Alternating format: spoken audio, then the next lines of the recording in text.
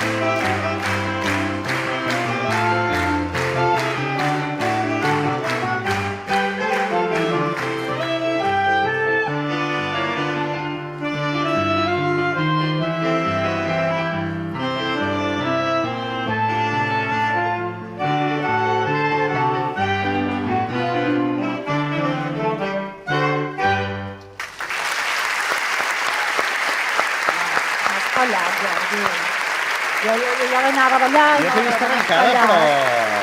Doncs moltes gràcies als músics i gràcies. Tenim aquí el Carles Joder, que ell serà el presentador d'aquest concert de músiques del Correfoc que tindrem el 3 de setembre, aquí al Cursal, amb la banda de la Unió Musical del Bages. Sí, un concert que serà molt especial. I, Carles, què ens en pots explicar? Home, és un concert de músiques que són ja patrimoni de la ciutat i de tots, no? I ara escoltàvem i de seguida ens hem posat a aplaudir perquè acaben de ser patrimoni, a més farà poc del Correfoc, encara el tindrem molt viu, i per tant, ara hem vist 5 músics, em sembla que en seran 50, de la Unió Musical del Bages, i és un concert important, entre altres coses, perquè el Correfoc és una festa molt important de Manresa i això permet que sigui una festa molt documentada.